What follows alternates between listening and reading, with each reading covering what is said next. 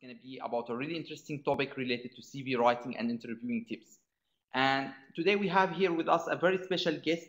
He volunteered to do this webinar with us. And today our guest is Brad Boyson. He's the head of HR at A'mar here in Hamptons, and at the same time he's the UAE Charm Form leader. So Mr. Brad, he's leader here in UAE in everything related to HR and charm activity. And today he's going to be discussing a really interesting topic about how can you write your CV in a way it will allow you to land your job, and at the same time what kind of tips you need to have and you need to implement when you are doing your interview. So before we start, we have a question like all our webinars. If you would like to get the credit for the webinar, you need to answer the 3 questions that we are going to have during the webinar. So this is the first question. I'm just going to open it right now, and we are going to have another 2 questions during the session. So the first question: when is the last time that you have updated your CV? And with that question, I'm just going to leave the mic to Mr. Brad to start the presentation, please. Thanks, Eyal. Good morning, everyone. It's a pleasure to be here. This is a topic that's very important to me as someone who works in human resources. And some of you may have been at a workshop that I presented at, I think, just over a year ago. So what I've tried to do is not repeat a lot of the information that was presented there, certainly do some summaries that were presented there, but get into some of the new information as well. This topic I'm actually breaking up into 2 sessions. The first session today will be focusing on the CV side, and we will set up a second session, session B, to focus specifically on interview tips. So again, today will be session A. Session B we will set up at a later date. So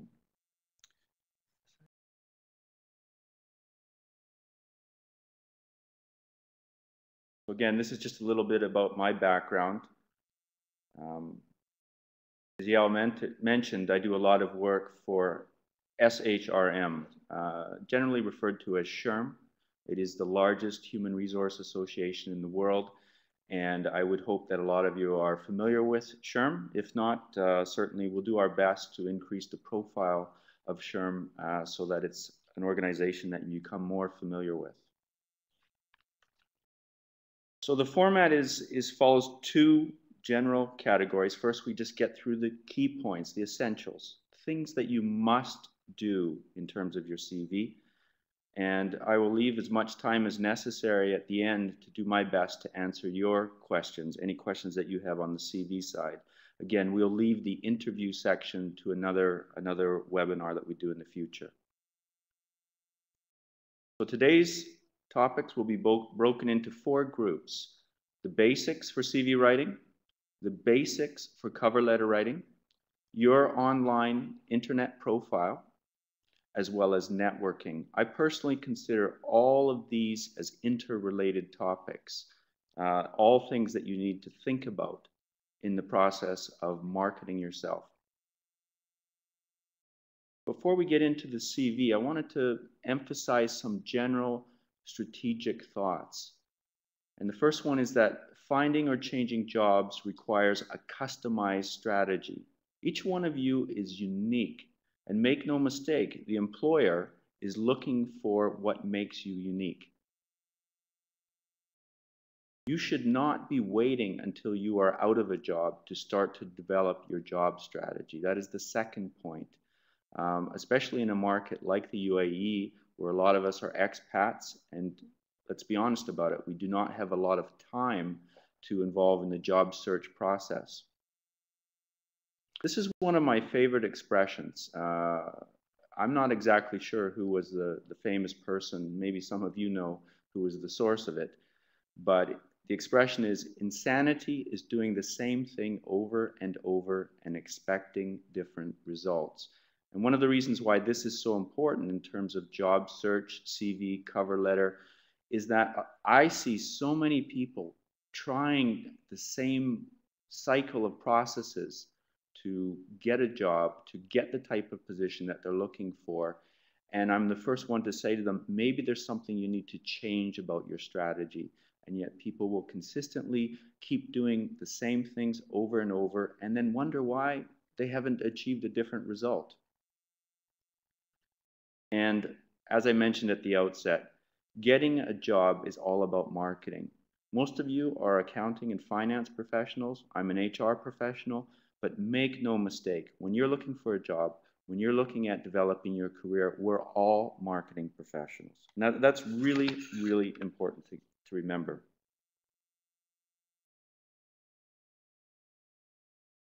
So as we can see here from the result, let me just open it for you. So it looks most of you updated your CV in the last year, which is really great. And like Brad said, when you are trying to think about your CV, think about it. It's like a proposal you are sending to the person that he's hiring you, and you are asking him, to get the position. So you should think with your CV as a marketing tool, and you should really prepare it in a really nice way to get the job that you want. Yes, exactly. It is the basics. It's usually not what will get you the job, but it is the foundation that has to be there. Said another way, it's very unlikely you will be successful if your foundation is not in place. So I've got this slide here as a general reminder, and I mentioned this last time when I spoke to the group. What is the purpose of a CV? Purpose of a CV is to get a job interview. What I see a lot of people doing is writing and working on their CV as if it will get them the job, and they spend so much effort and time trying to make the perfect CV, and it is the wrong place to be focusing your energies. So remember, the purpose of the CV is to get a job interview. The purpose of the job interview, that is where you try and get the job. Now, I just want to make one last point before we move into my top 10 lists of CV tips, if you will. And that is, I'll be honest with you, I doubt the vast majority of you are going to do what I suggest you do in this webinar. That's up to you. We're all free individuals to choose what we do. But please keep in mind that I've been working in HR for 15 years. I have reviewed tens of thousands of CVs. I've interviewed thousands of people.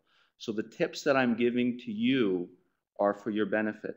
I'll be selfish too. I'll tell you, part of the reason I do this type of workshop is that if people who are applying to the companies that I'm working for are better at applying for work, it makes my life easier. So it's a win-win type of situation. So what you do with the information that I give you today, that is completely up to you.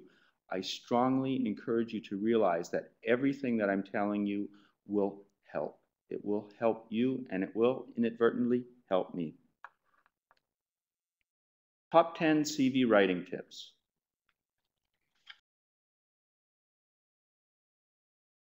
So in terms of number one, length. This is a very common question that I get is how long should a CV be? I would say, honestly, a maximum of 2. There are very few people that have enough substantive information that requires 3 pages. And part of the reason we still refer to pages in a day and age of IT and job databases and people having their profiles online is that there's a very good chance that your CV at some point will be printed, and 2 pages is more than enough. 3, perhaps if the only time that I see CVs that deserve to get into 3 pages is maybe where someone is an academic background and they need to list their publications, that type of information. So 2 pages maximum. The order of presentation in a CV, it should be chronological. There are many different ways to organize a CV, but when you're reviewing a CV, as I've done thousands of times before, you want to see the most recent information first. And that applies for all of the main categories or subcategories of a CV. In general, especially in this marketplace, you will often see a person's, as they say, bio data or personal information first. Their name, their citizenship. In this market, we often do include things like age, marital status. Again, in the UAE, that's fine. If you're applying for a position outside of the UAE, I would strongly encourage you that you do some research as to what are the norms in that marketplace. Because make no mistake, the CV in a market like the UAE is very, very different than in a place like the UK or in the United States. Quite frankly, a lot of the information that's put on a CV in this marketplace would be considered illegal in those markets. So it comes back to my earlier point about customizing your personal marketing. You need to make sure that your CV is right for the market that you're applying in. So biodata is first. Experience and education. Often those two sort of trade off as to which comes first or second. The general rule is that put whichever one of those is stronger for you. If you're a recent graduate, there's a very good chance that your educational credentials are superior to your experience. In that case, it would make sense to put your education first and your experience second. But for the most part, once people get into their career, their experience is what the recruiter, what the HR, and what the hiring manager will want to see first. Next would be things like skills, followed by achievements and interests. And a point that I'll get into a bit later is that often what you'll find is that a reviewer of a CV, like myself, will actually start with the bottom information first, because we're already assuming that you have some level of minimum qualifications related to your application. So we want to see what's different about you first, and that's usually found at the bottom of the CV. Graphics, in this day and age, with all the technology, it's very enticing to want to differentiate yourself through things like graphics and colors. In general, don't. Unless you're applying for a job where that kind of skill is part of the marketing, just don't. One of the things that you often don't know is the technology resources of who you're sending it to, the formatting. Even there may be standardized programs, but sometimes formatting adjusts the layout of a CV. Keep it simple. People want to see the information first, not your creative flair. Emphasis. As I mentioned earlier, many experienced CV readers will actually read the CV from the bottom up. That's why it's so important to include things that differentiate you, achievements, interests, but make them related to your professional goals. There are people who will put on their CV things like interests, surfing the internet. Who doesn't do that? It has to be something that is a unique element that you do that is also relevant to the work in some way, shape, or form. Great tips. So what do you think about, putting a picture? Do you put your picture, and at the same time, what other personal information you put, like your age, if you are married, especially in the UAE market? What is your feedback on that? Mine? It's a norm in this marketplace. I often explain to people that if I was working in the United States or in the UK, I would have to literally ignore over 90% of the CVs that come into my inbox, because the information that's contained there, including something as simple as a picture, is potentially discriminatory. And in those markets, you need to avoid doing anything that's potentially a wrongdoing. So it's a norm in this marketplace. It's not illegal, and because of that, I think it's something that people should do. It's just classic marketing, target marketing to the audience. But do keep in mind, especially with technology these days, that if you put your personal information, your CV information into a broader forum online, I would limit a lot of that personal information, marital status, age. The majority of the developed world, those things are not paid close attention to, and as I mentioned earlier, could be deemed discriminatory.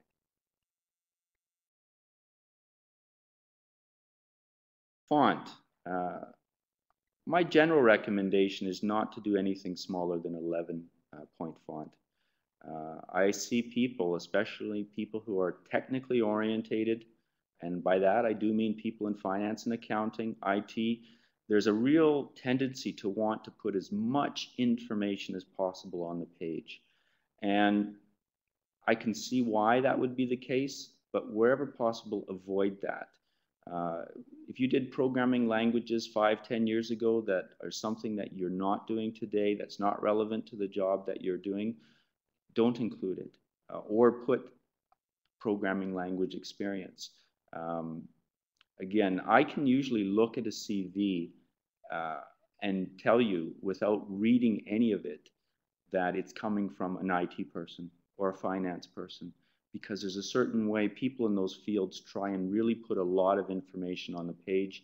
They usually, as a result, you will use a smaller font, and it's a disadvantage in terms of the process of the CV. SEO, search engine optimization, if you're not aware of that sort of abbreviation, it is, and it relates a bit to the earlier point, really important for you to use keywords that do come up in search engines that represent elements that differentiate you from other people. An example could be your academic credential, your professional credential. Many times when I've recruited for positions in finance, our finance team would say to us, well, we need someone who's worked with, for example, Oracle before or PeopleSoft. So do make sure you include those elements that are your strong points in terms of generally skills, but it could be professional qualifications or education as well. References, I would say about 10 years ago, it was more common that almost all CVs would have references. Some people like to include references because they feel that the people that they're referencing are quite notable, and it's kind of like having someone of substance marketing for you. But in general, don't include it in a CV. It's not something that recruiters or HR people look at first, and quite frankly, they're looking at potentially hiring you, not your references. If and when the time comes up that they need to check references, they will ask you. Besides, it also gives you more space to put other elements related to yourself in terms of marketing. Double check your spelling. It goes without saying that spelling, grammar for all of these presentations of yourself are important. You will find in markets like the UAE that people are generally quite forgiving, because for the large percent of people, English is a second language. But at the same time, you have as much time as you need to make as perfect a presentation of yourself on a CV as you have. So there's very little excuse for, I'll call, laziness in terms of your presentation. Some recruiters will actually exclude people who have spelling or grammar mistakes in their presentation. I don't fall into that category, but if you're applying for jobs, you never know who's on the other side of receiving that. And even if it gets through the first screening, maybe the next screener has a very strong feeling on this. It's better to be safe. Make sure you do your best to check the spelling and grammar and ensure that it's as accurate as possible. Last but not least, in terms of pointers for CV, be truthful. I mean, it goes without saying, but at the same time, especially in this day and age of technology, where there's almost a paper trail of our histories online, if not with our former employers, anytime you start to exaggerate the truth, you're entering a danger zone. And for lack of a better word, lying or putting false information in your job application is generally a good enough reason for an employer to end your employment.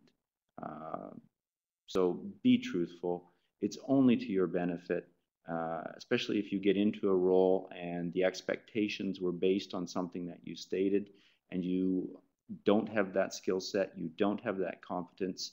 No one wins in those circumstances. Next, I'm going to talk about cover letters. Cover letters used to be extremely common in the application for job process. And in fact, it's not something that is as common as it used to be. But by and large today, when people are applying for work, it's sent electronically.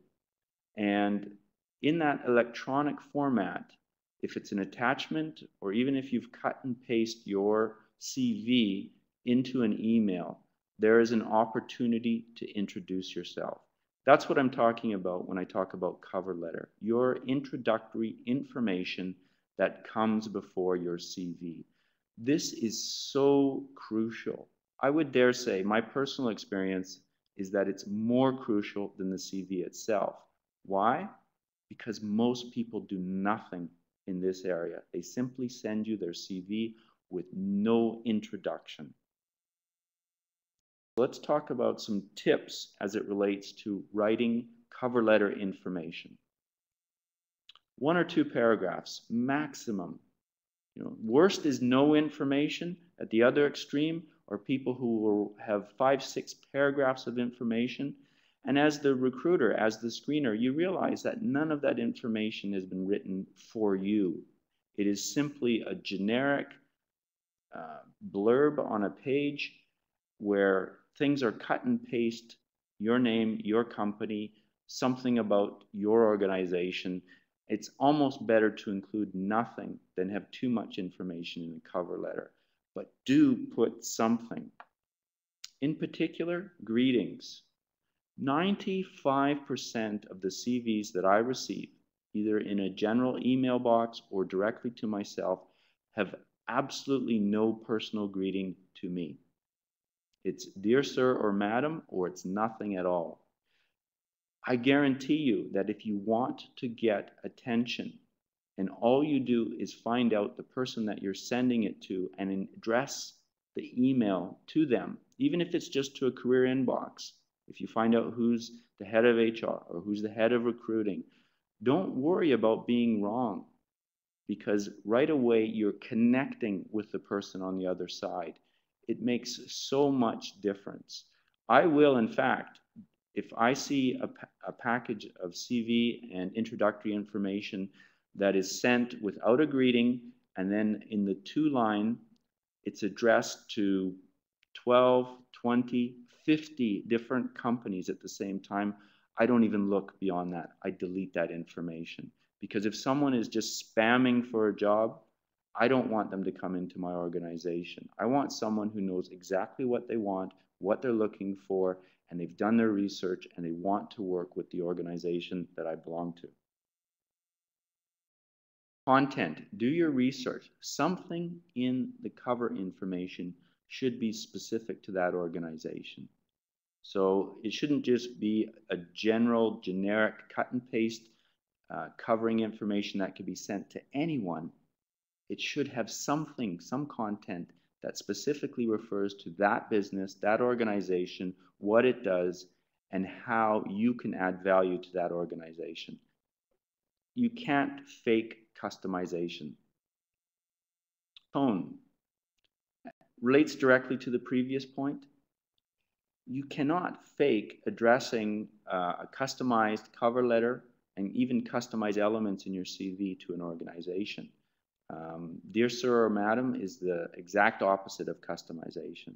So when you have the person's name, the recruiter's name, the head of HR, or even the hiring manager information, then use that, and right away you're telling whoever's reading this that this is specifically directed to them, and it makes a big, big difference. Universal value proposition, UVP. Outline what's unique about you. Hopefully your CV says what's unique about you as well. But now is the time, before someone sees your CV, to grab their attention. It comes back to my earlier point about marketing. This is marketing. And if something doesn't grab your attention quickly, you move very quickly onto the next information. My next slide lists 3 resources that I've used personally, and I can't recommend them enough. The first one is a link to a website. The website is called asktheheadhunter.com. And this is actually a fairly old website by internet standards, and the presentation will feel that way. But the advice that this gentleman whose website this is, he's been doing headhunting in the United States, specifically in Silicon Valley, for, I believe it would be 25 years. And his advice is almost the exact opposite that you get from the majority of resources that are out there. And why is it the exact opposite?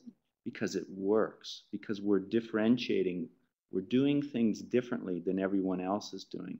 And he's telling you, as the headhunter, as the person who's on the other side of the table, the best way to be different. Doesn't mean you shouldn't be who you are, but I really encourage all of you, if you have the chance, to go to that website, look up specifically the basics element, the basics of getting a job, and listen to what he says about doing things differently. The second recommendation I have is a book. Some of you may have heard of it. Some of you may have read it. It's called The Startup of You by a gentleman named Reid Hoffman. If you're not familiar with his name, you're probably familiar with his company. He is the gentleman who started LinkedIn. And his compilation of this book is a direct result of his experience of setting up LinkedIn. Now, LinkedIn is a networking site. In many ways, the backbone is designed to be much like your Rolodex in sort of the old terminology, your stack of business cards, your network of relationships. And I can't tell you enough how unique this perspective is, and reading the book is invaluable in terms of thinking differently about yourself, how you fit into the job market, and what you can do to take control of that. A lot of the information in the next few slides that I'm going to talk to you about are directly sourced from that book. The second book that I recommend is called The Rare Find, and that is a slightly different book, although it's about recruiting as well. What this gentleman did was he looked at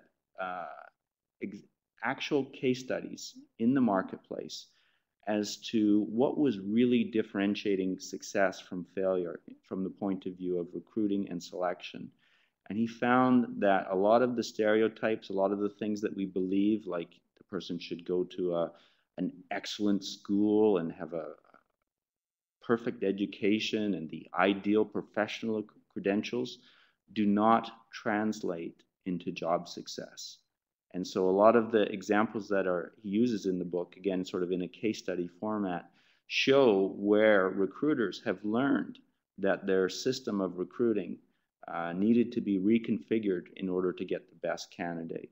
So I recommend all three of these resources to you. They're resources that I've personally used. And again, I have to give a lot of the credit to the things that I'm talking about as having been co-sourced from my personal experience, as well as resources like this.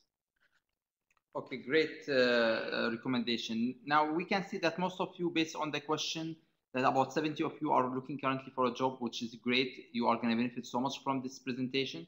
Now, one of the questions that I have, what do you think here in the UAE market, the HR managers, what kind of information are they looking for? And at the same time, what kind of information they are searching over the internet related to, the candidates that they are interviewing? It's a very good question. I think the general reference that you'll hear a lot is fit. One thing that's very hard for candidates to know is the culture of the organization that they're applying for. And you may be the perfectly skilled person for the job that you're applying for, but the reality is your personality, your work ethic may not be a good fit for the organization. You may actually be more qualified. You may be overqualified. Your work ethic may be stronger than the organization that you're applying for. That is sort of the responsibility of the recruiter or the HR to make that type of decision. And that's also why I say the best thing you can do is be yourself. If it's going to be a successful fit, if you misrepresent yourself, if you try to be someone you're not, you're sending mixed messages to the organization. So the HR is looking for fit. The recruiter is looking for fit.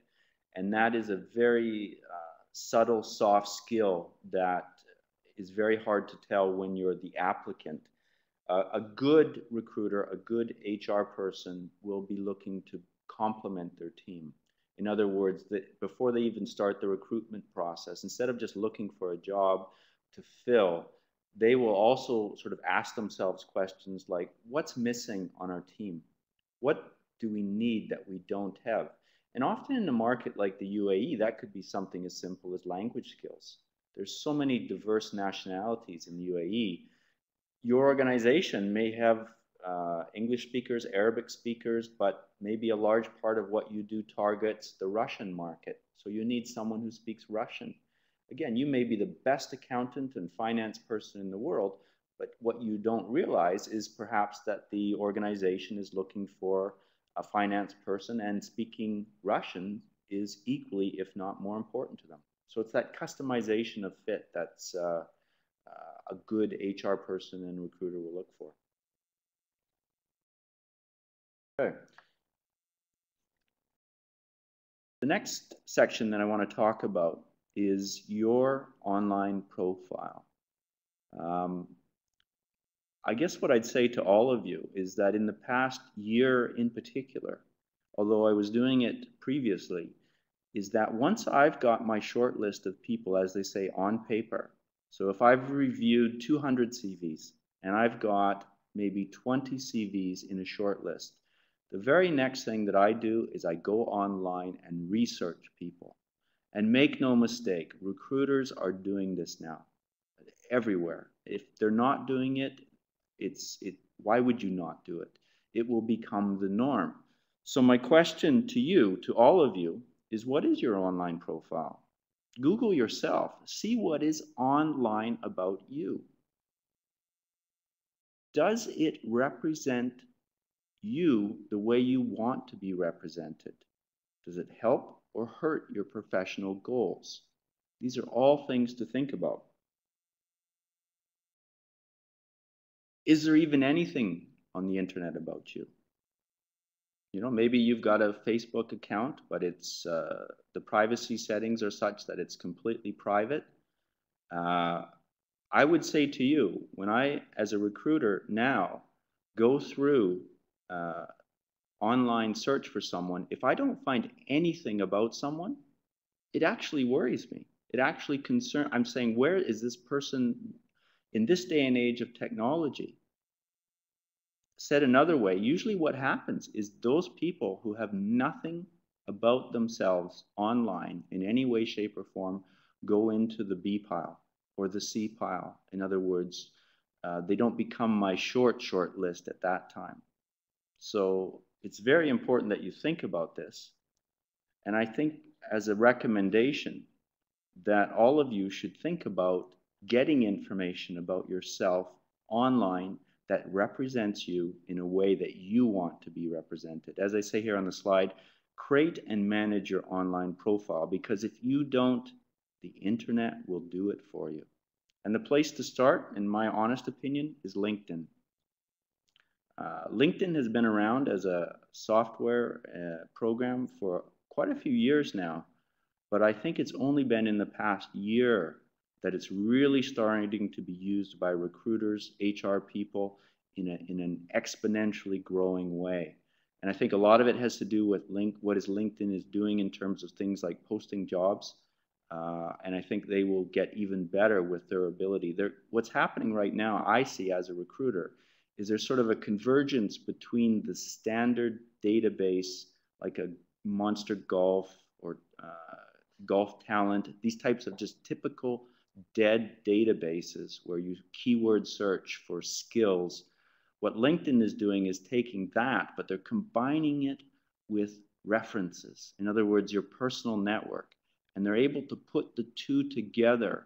And that is really empowering recruiters to use a more subjective and personalized way of finding good people.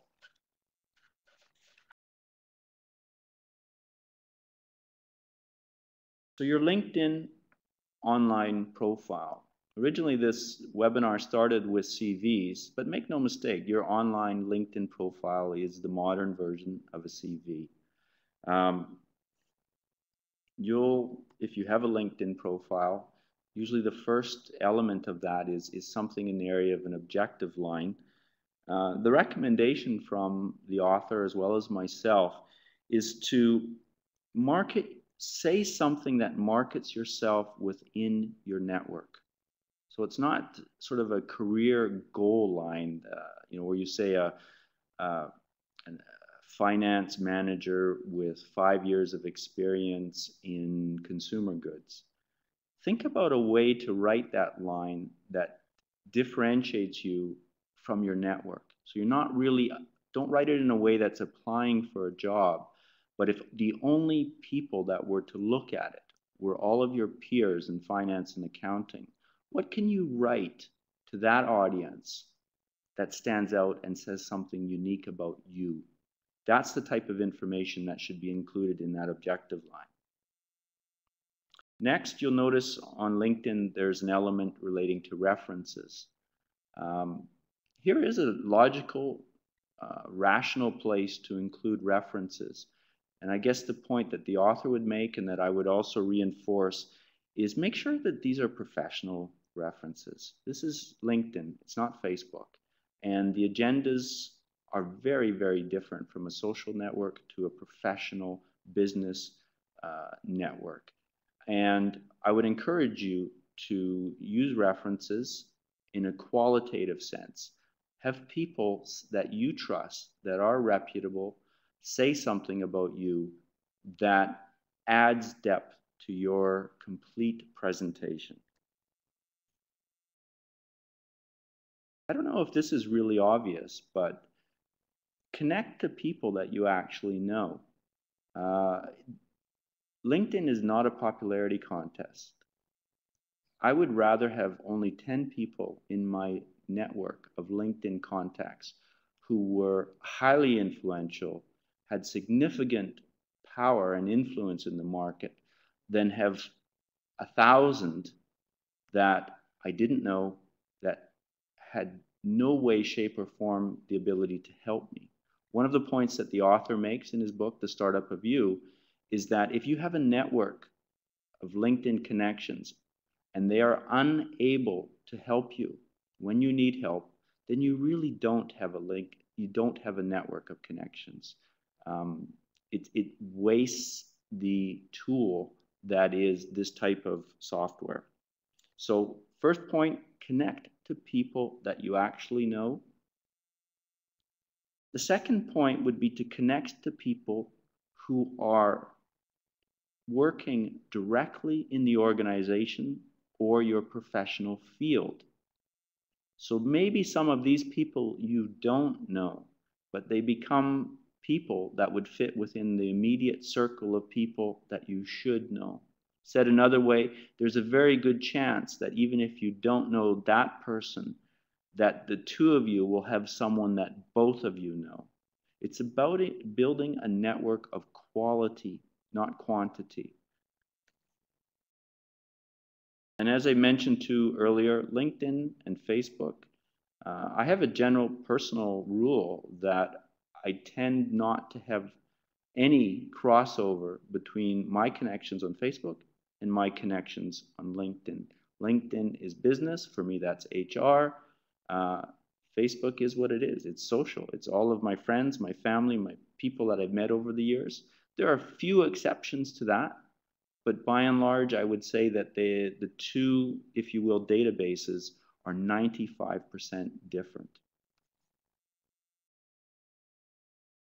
Networking. What we're talking about is networking. It's online, it's in person. All of the things that I've described so far are sort of the basics of writing a CV and now thinking about writing a CV online, your professional, personal profile.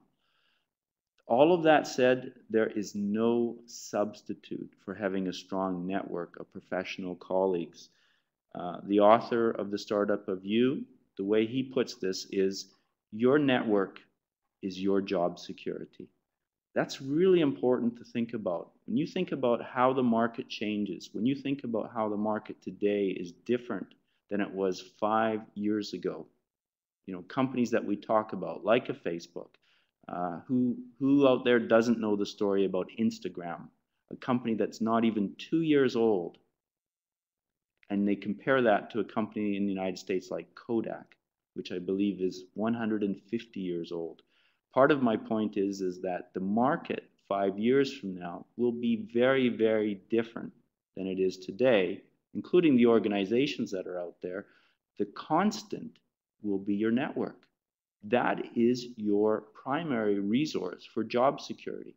So there is no substitute for having a strong network of professional colleagues. Technology, it makes connecting with people easier, but real and valuable personal connections are actually become harder. And that is where the value is. So you should do both, but make no mistake, the people that will be of most value to you are people that you've built a personal connection with, not an online connection with. Make it a habit to go to as many industry or similar trade shows, events as you can to build your real network. One of the ways I describe that, it's like going to a library and you don't always, you know what you like, the types of books that you like to read, but part of what most people do when they go to a library is they start to browse, they start to look around, and maybe they find a book or a section of books or just general information that they really didn't know about, and they start to be curious and get absorbed. Networking works exactly the same way. Just being at an event, maybe you're not even there for the substance of the event, but maybe you end up meeting someone who becomes an invaluable contact to your future.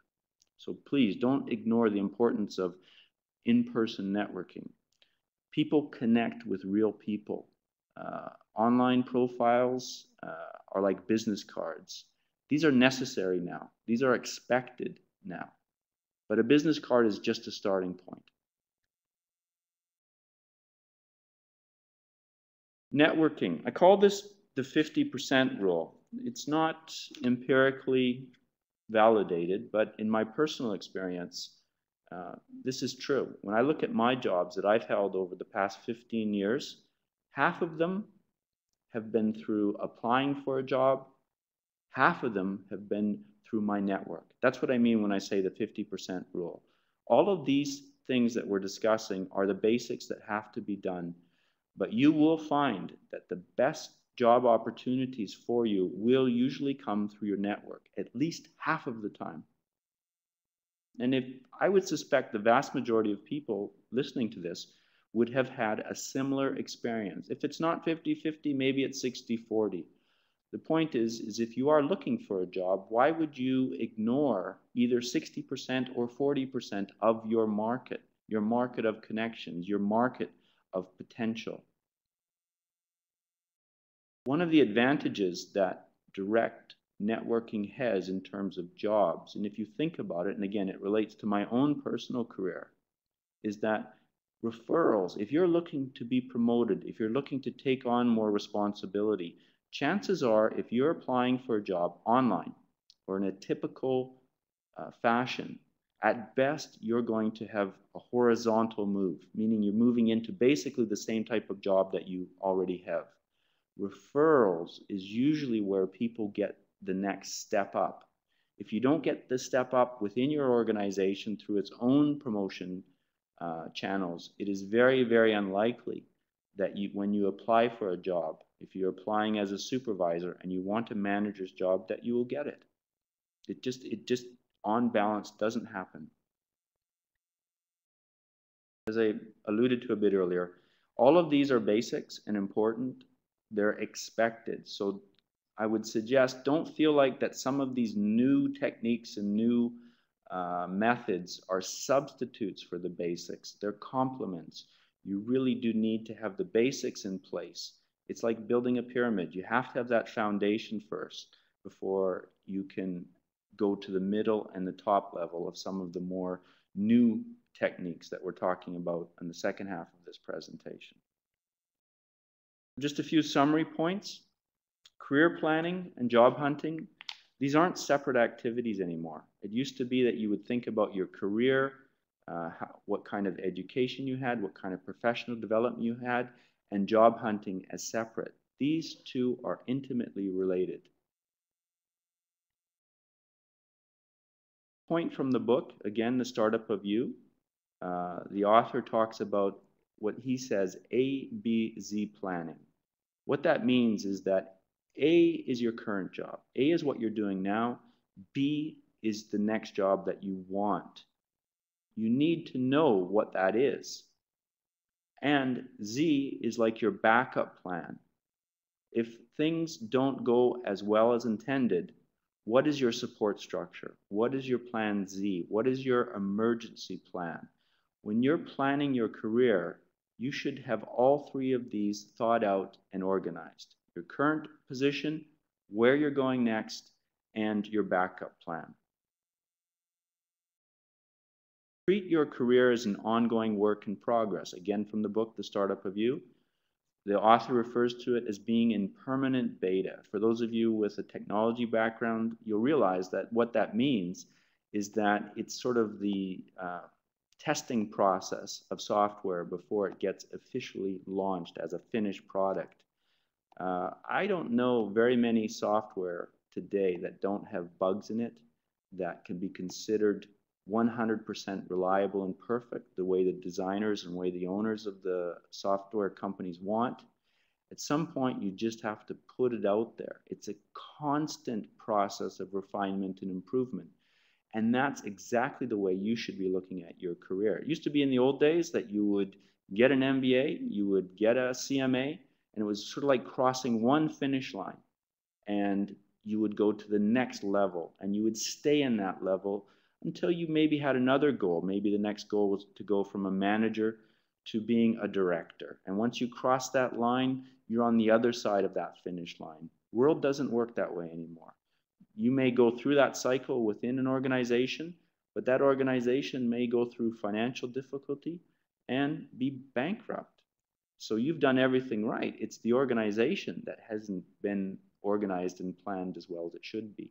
The best way for you to counterbalance that is to think of yourself as an ongoing work in progress. And I guess this is my last point, is you have to believe in yourself. You know, when it comes down to all of these steps, if you don't believe that you have something to offer an organization, they're not going to believe it. And people feel that. People feel confidence. They feel what you feel. There's many different ways this similar idea is expressed. You know, you attract the energy that you give off. So again, if you don't believe in yourself, no one else will. In terms of marketing yourself, you need to believe that you have something to offer. And as an HR person, I would say to anyone, everyone has something to offer. It's about fit after that point, finding the right person for the right opportunity in the marketplace. So with that, that's the end of session 1. I want to open it up now for any questions that anyone may have. If there's any questions relating to interviews, again, we'll do another webinar at a later time, but specifically related to CV writing, cover letter writing, your online profile, and networking. What a great presentation. Thank you very much, Brad, for this amazing presentation. Now, like you said, you know, there's no way to success. Success is the way. And when you are trying to market yourself, you know, don't focus on your skills. Don't go there saying, look, I'm so good in accounting, I'm so good in finance, I did this and that. Because what you need to really market is yourself. So it's not about what you do, it's about who you are. It's about what can you be doing in the organization differently than the other candidates. So always think in that when you are, you know, trying to apply for a job and writing your CV. And you can write, you know, your question in the chat box. We are going to get your question. But one of the questions that I have for you, so you write your CV, you write your cover letter, and, you know, you go to do the interview. Yeah. Do you bring them with you? Do you present them? What do you do during the interview with your CV and cover letter? Well, I definitely recommend that you bring it. It's like a backup. Even today for this presentation, you know, I've got my printout here. In case for some reason something didn't happen, I would know what it's about being prepared. So that's the main reason that you bring it to the interview, is to show that you're prepared, and it's like an insurance plan. I don't, usually what happens for me is for the interview, I will have a printout of the CV, and I will have made notes on the CV itself. So it becomes a new document. So what you give me isn't really of much use I've sort of taken your document and I'm making notes on it, so it's become a different document. Thank you very much. We have one of the questions. What if you don't know the person that you are trying to address the cover letter to? What would you do? Would you like say something, dear sir, or what would you do? Well, I guess I'd start by saying that in this day and age, you can usually, again, using your search skills online, start with the organization's own webpage. At least 50% of organizations will have a list of the management there, and included in that would obviously be the head of HR or perhaps even the hiring manager. A second tool that you can use is just a general Google search. If you've got the organization's name, you can type in things like the organization and then write the words head of HR or HR manager. Don't worry about getting it wrong. So, you know, if I get something sent to me that's addressed to my boss, the managing director, or the supervisor, someone who works under me, the point is you've got my attention where 9 out of 10 people didn't get my attention, and you're showing an effort that 9 out of 10 people didn't show. It's always going to be well received. We have another question here. What about the recommendation letter? Do you think they should, send a recommendation letter with the CV and the cover letter when they send the email? In general, no. It's for several reasons. I think a lot of experienced recruiters like myself realize in this day and age that a lot of that information can also be, with different technologies, it might not necessarily be true. If a recruiter is going to get reference information about you, they're going to go directly to the person. The letters are nice, they can't hurt you, but at best they break even. An organization will contact people directly to get referral information about you. They just won't trust something that's on paper. That doesn't mean it's not true.